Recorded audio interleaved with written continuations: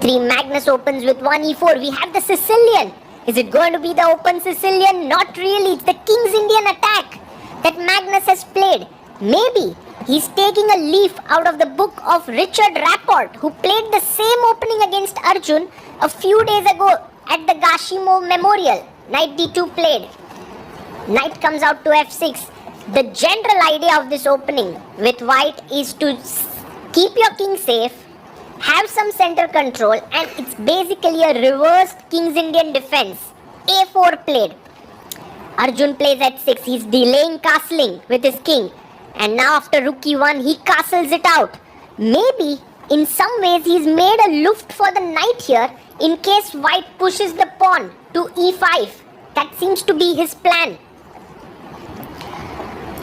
The King's Indian attack used to be a favorite of Bobby Fischer. He used to play it on some occasions. And here Magnus takes his time. Look at the time on the clock. Magnus is down by 30 seconds. That's not very common. He's actually a bit confused whether he should go e5 or not. He first plays his queen to e2 in order to bolster the e-pawn even further when he pushes it to e5. That's his idea. Arjun plays his pawn to b6 and now e5 comes in. The knight goes back to h7. Arjun's plan is to move the rook away and the knight will settle down nicely on f8. The knight goes to f1. Main ideas are h4, knight h2, bishop f4, knight g4, and white launches an attack on the king side.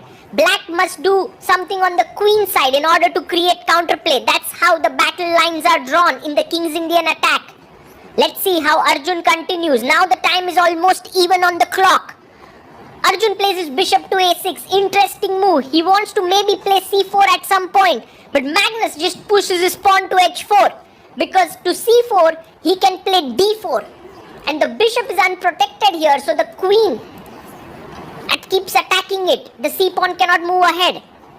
And that's the reason why Arjun is thinking, if he can bring his knight here, then he's really threatening c4. Because after d4, there is c3. And the bishop is protected by the knight.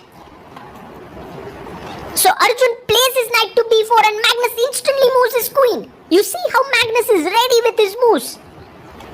That's amazing. And now Magnus wants to keep building the attack. So Arjun moves his king to the side. It's just prophylaxis. So that later on, for any attack, he's ready to meet it. What does Magnus Carlsen do? The most natural idea is to go knight h2. He first brings his bishop out to f4. And Arjun pushes his pawn to d4, making way for the knight to come here. The bishop can open up on this diagonal. Black's position looks pretty nice here. He has play on the queen side. Also, if at the right time you manage to get in c4, that would be epic. But for now, c4 is not possible because the d4 pawn is hanging. Magnus brings his bishop back. Look, if you take here, pawn takes, and then plonk your knight on c4 square, that would be a positionally nice one for white. But Arjun will of course see it, and maybe he can just move his knight away to d5. No! He makes a mistake. Can Magnus now simply take here? Take and play knight d2. No, he plays b3. Arjun can now move his knight away from b4. But he doesn't move it. He goes bishop b7. Magnus gets another opportunity to take on b4, and this time he doesn't leave it. He takes, pawn takes, brings the knight back to d2. This is a beautiful outpost here for the white knight. And also Magnus wants to trade the bishops here on the long diagonal. Arjun down to 1 minute 20 seconds. He takes on g2 and Magnus takes back, king takes g2 and rook comes to c8, putting pressure on the c2 pawn. But of course the knight is going to sit here like a king. Like the best piece on the board, it goes there. But Arjun says this is not really an outpost, right? a6, b5 can come in. So actually Arjun can kick it away. He plays a6. The knight is not a very solid piece there. Oh my god, this is getting very intense. If b5 comes in successfully, the c2 pawn is a perennial weakness. Magnus defends it with rook a2. That's not a happy move you make, but then you have to save your weaknesses there. Arjun will push the knight away. Yes, he does. b5 on the board. This is a battle of ideas. Knight comes back. Maybe Magnus now. Arjun should take on a4 because if rook a4, c2 could hang. The there could be a positional sacrifice there by Magnus. But Arjun is not interested. He brings his rook to d8, making way for the knight perhaps to come to the game via f8.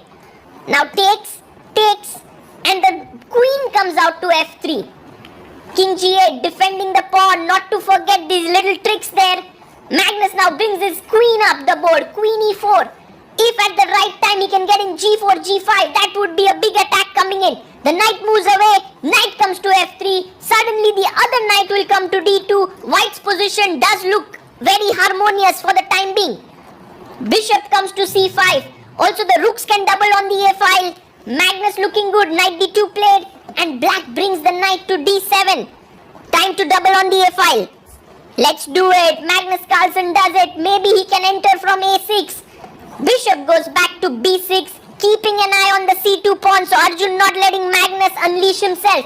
Can Magnus start attacking on the king side with g4? There he goes. g4, h5, g5 coming in. This is going to be a huge attack. What should Arjun do here? It's not so clear. He goes knight c5, attacks the queen. The queen comes to f4 and Arjun plays f6. What a move. If you take here, the queen is hanging. And this is not easy because Arjun is creating counterplay now with rook f8. Maybe can move the queen, and suddenly the f3 knight is not very solid on f3 square. There's a pin on the long diagonal, and Magnus is not so comfortable. He goes knight e4. He plays his knight to e4, offering a trade. And he's looking forward to a trade of queens because any endgame would be superior for him. He has a better structure. Well, Arjun goes rook f8, and he says to Magnus, I am threatening fe5 with play on the f file. But Magnus does not really worry about it. He goes rook a6 and he's putting pressure on the e6 pawn because if you take here fe5, I take back with my queen. Arjun takes it. He takes here and Magnus can actually take back the pawn. Queen takes e5. Very solid move. But Magnus has 46 seconds. Arjun has just 20. Well, I think Arjun will keep the queens. He goes queen b7 and he pins the knight here. Magnus chops the pawn. King h8 is a must. Don't play rook f7, Arjun, because there's a tactic. Queen takes c8. Don't fall for it. No, he falls for it. Magnus instantly chops off the rook. He's happy because now rook a8. Simplified position. Magnus is a pawn up. This should be easy for Magnus because he's the king of endgames. But Arjun quickly moves his bishop. He attacks the c2 pawn. That's the thing about Arjun. No matter how bad his position is, he keeps fighting. He never gives up. Rook b5. He takes on c2. Magnus chops another pawn. He's now 2 pawns up. Knight comes to f5. Look at how Magnus quickly moves his knight. He knows he has 40 seconds. Arjun is down to 10 seconds. But Magnus is not very happy because Arjun's resistance is insane. g6 Arjun. No, he misses that chance. That one chance he got there. g6 would have been an excellent move. Just equalizing the position. But g6 now played. Although Magnus now has knight h4 and the g6 pawn is hanging. He plays bishop e7 attacking g5, but g5 is defended. Arjun forgets that part. And now Magnus has 2 extra pawns. He attacks the bishop. This should be easy win for Magnus. Plays his rook to c6, offers a trade. You can't trade the rooks because if you do it, the c pawn will simply queen here. So that's not possible. Again, great resistance offered by Arjun. Bishop d8 important, but he misses it. Knight e7, and this time now Magnus is winning.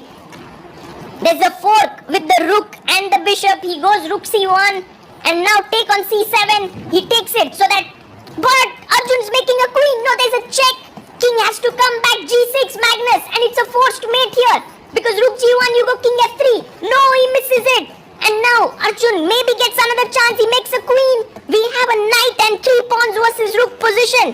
Is this a draw? No, d5 is winning for white. It's the only move to win. Don't ask me why. There are some deep lines. King f3 is a mistake because now king g6. Arjun is back in the game. King f4 and now rook f1. Just put your rook behind these pawns and this should be possible to draw. No, he goes back on the other direction. King e4 is a mistake. You will see the bar jumping up and down because this is such a complex endgame to play in few seconds. It's not at all easy. Arjun does have an objective draw here. He pushes the pawn. In comes a check. King f4. Play the rook back to d1. Arjun, no, he goes rook e2. That's also fine. You push your pawn to f3 and now rook d2. Important move. No, he goes rook e1. This gives a chance to Magnus because Magnus can now play knight d4. He has to coordinate his knight, 2 pawns and the king. This is not easy, but he does it. Knight d4, that's a winning move. Rook d1 and now bring your knight to f5. No, he makes a mistake again. Can't take this pawn because there's a fork, but king g7 is a draw. No, he goes king f7. This is not good. King g6 back. There's a check. Now king f5 and white is winning because you don't give the black king the g6 square. He plays king f5. Magnus down to 11. Arjun down to 2 seconds.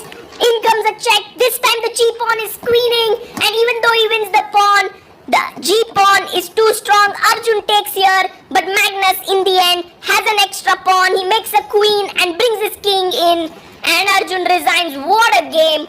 Magnus is so tired. Arjun asks if the endgame was a draw. Magnus says, I don't know. What a fight this was between these two champions. Arjun not giving up right till the very end, but Magnus also so resourceful, always creating his chances, and extreme joy to see both these players playing Blitz because they really are very, very good at calculation and taking their chances.